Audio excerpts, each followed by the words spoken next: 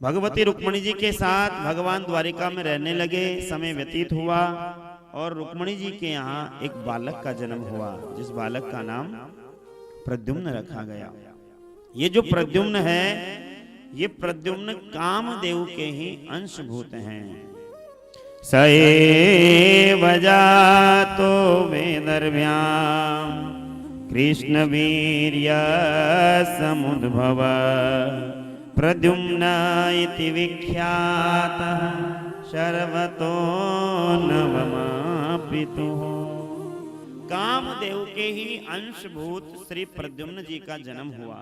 कामदेव जी जब भगवान भोलेनाथ गंगोत्री क्षेत्र में, गंगा उड़तन क्षेत्र में जब तपस्या करने के लिए पधारे, भगवान भोलेनाथ महाराज गंगा के किनारे बैठकर के समाधि में लगे हुए हैं।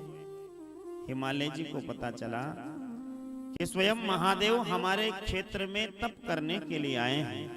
तो हिमालय जी महाराज भोलेनाथ के पास गए और भोलेनाथ से जाकर के प्रार्थना की, प्रभु मैं आपका नित्य दर्शन करना चाहता हूँ, मैं आपकी सेवा करना चाहता हूँ। भोलेनाथ ने कहा कि हम तो यहाँ तप के लिए आए हैं, इसलिए इस क्षेत्र में कोई नहीं आए तो ही ठीक रहे। लेकिन हिमालय जी ने निवेदन किया कि प्रभु आपका आगमन हमारे क्षेत्र में हुआ है, आप कृपा करके हमें आज्ञा प्रदान करें। तभी माता पार्वती छोटी सी हिमालय जी के साथ में गई और हिमालय जी से कहने लगी, पिताजी मैं भी चाहती हूँ रोजाना भोलेनाथ का दर्शन करना। तो हिमालय जी ने निवेदन किया, प्रार्थना की, तब भोले बाबा ने आज्ञा दी। तो हिमालय जी और पार्वती जी नित्य दर्शन करने जाते हैं। ये बात देवताओं को पता चली। अब महाराज देवता चाहते थे कि भगवान शंकर के कोई पुत्र उत्पन्न हो, जिस पुत्र से दुष्ट जो राक्षस थे, जो देते थे, उनका संहार हो सके। और महाराज कामदेव को कहा कि इस समय माता पार्वती भोलेनाथ की सेवा में लग रही है, तो आप जाकर के भगवान भोलेनाथ के मन को हर्षित करो। अब महाराज हिमालय जी आए नहीं, कामदेव जी आकर एक वृक्ष के पीछे खड़े होकर के बाणों की बौछार करने लगे, बाण चलाने लगे भगवान शंकर पर। माता पार्वती उस समय सेवा कर रही थी। हर्षण नाम का बाण कामदेव ने चलाया, भोलेनाथ के नेत्र खुले और नेत्र खुलते ही माता पार्वती पर जब दृष्टि गई तो माता पार्वती भोलेनाथ को देखकर मुस्कुराने लगी और भोले बाबा माता पार्वती को देखकर मुस्कुराने लगे। और अचानक ध्यान एकाग्रचित किया और भगवान भोलेनाथ ने स्मरण किया कि आज मेरा मन इस प्रकार हर्षित कैसे हो रहा है, आज तक जो नहीं हुआ ये आज कैसे हो रहा है, कौन है यहाँ जो मेरे मन को विचलित कर रहा है। और महाराज चारों ओर दृष्टिपात किया तो झाड़ियों के पीछे कामदेव बैठ करके बाण चला रहे थे। भोलेनाथ को क्रोध आया और भोलेनाथ का तीसरा नेत्र खुला, कामदेव जलकर भस्म हो गया। रति कामदेव की पत्नी है, वो रोती रोती भोलेनाथ के पास आई, हमारे पति हमें कैसे मिलेंगे।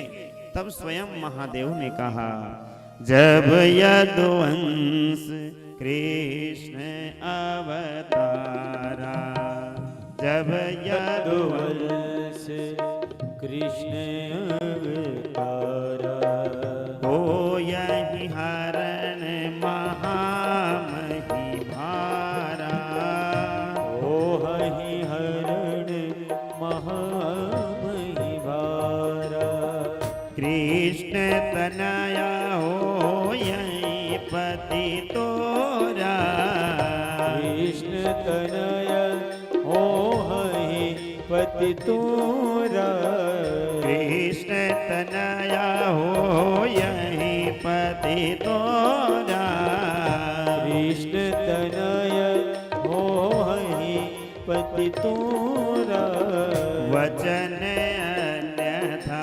होई न मोरा, वचन अन्यथा होई न मोरा। जब जब यदुवंश में भगवान श्री कृष्ण का प्राकट्य होगा तो भगवान कृष्ण के पुत्र के रूप में ही कामदेव प्रकट होंगे। वही कामदेव आज प्रद्युम्न बनकर के आए हैं। प्रद्युम्न जी महाराज जब जन्म हुआ, प्रद्युम्न जी का खूब दिव्य द्वारिका में उत्सव मनाया गया। सभी लोग उत्सव में लीन हैं, सबका उत्सव में बड़ा मन लग रहा है।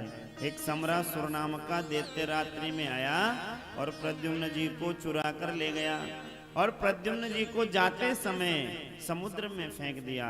एक मछली ने प्रद्युम्न जी को निगल लिया और महाराज एक मछुआरे ने उस मछली को पकड़ के समरासुर के यहाँ महल में ही बेच करके आ गया। जब उसे काटा तो प्रद्युम्न जी महाराज उसके पेट से प्रकट हुए। तो समरासुर की रसोई में मायावती नाम की एक स्त्री काम करती है। वह मायावती रति ही मायावती के रूप में अपने पति का यहाँ इंतजार कर रही है। जब महाराज मछली के पेट से बालक उत्पन्न हुआ तो समरासुर ने मायावती से कहा कि इस बालक का लालन पालन आप करो। फिर महाराज उस बालक का लालन पालन समरासुर के महल में ही होने लगा। जिस बालक को समरासुर मारना चाहता था वह बालक धीरे धीरे समरासुर के महल में ही बड़ा होने लगा। और समय आने पर नारद जी ने आकर के सारी बात बताई कि आप कामदेव हैं, या आपकी पत्नी रति है। तब महाराज समरासुर का उद्धार किया और मायावती को अपने साथ लेकर प्रद्युम्न जी द्वारिका पधारे। बोलो भक्त वत्सल भगवान की जय।